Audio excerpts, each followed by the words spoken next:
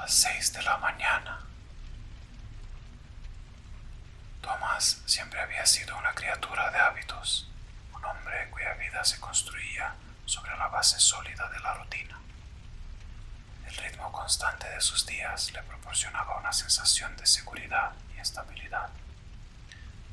Pero después del accidente que destrozó su mundo, Thomas se encontró a la deriva en un océano de tristeza y desesperación. Había pasado un mes desde que perdió a su familia, su esposa, Emma, y sus 2 hijos, Lily y Jack. Los detalles de esa fatídica mañana de lunes estaban grabados para siempre en su memoria. La prisa por preparar a los niños para la escuela, los gritos frenéticos de Emma mientras les instaban a coger sus mochilas y abrocharse los cinturones, y la terrible llamada telefónica que recibió a las 6:15 de la mañana, informándole del espantoso accidente que les había arrebatado la vida. Thomas era un hombre destrozado, consumido por el dolor y la culpa, los patrones familiares de su vida ahora reducidos a dolorosos recuerdos. Su hogar, antes acogedor, se había convertido en una cáscara embrujada, llena de ecos del amor y la risa que una vez llenaron sus paredes.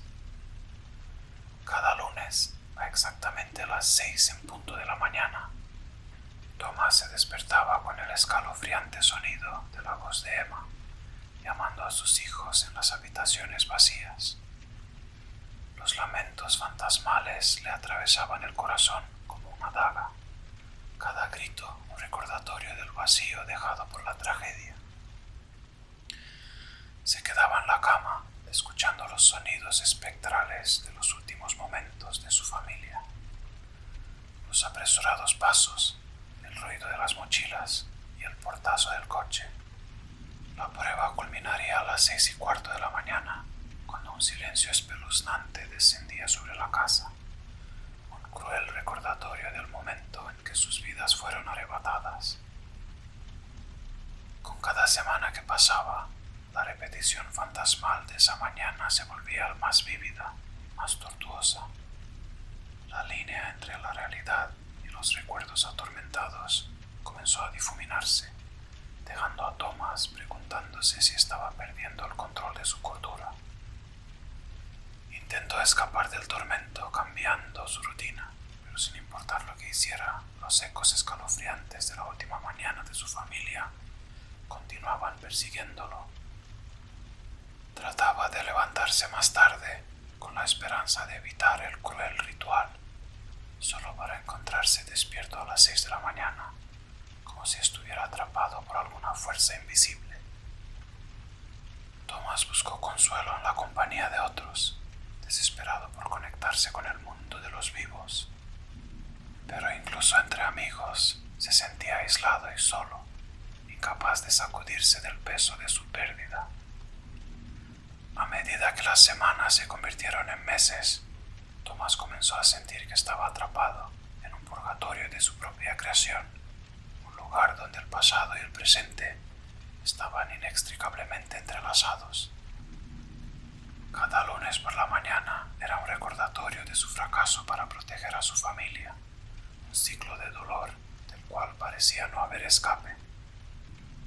En las silenciosas horas antes del amanecer, Thomas vagaba por los pasillos vacíos de su hogar, sus pasos resonando en la oscuridad, su mente llena del terrible conocimiento de la tragedia que había caído sobre su familia.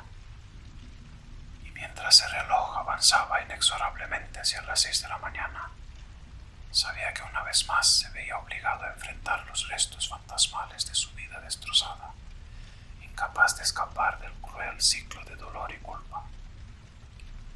Pero aún así, la casa susurraba sus recuerdos, obligándolo a enfrentar la angustia y la pesadilla que ahora definían su existencia. Thomas era un hombre atrapado entre mundos, incapaz de escapar del horror de su pasado o encontrar consuelo en el presente, condenado a revivir la tragedia que había cambiado para siempre el curso de su vida.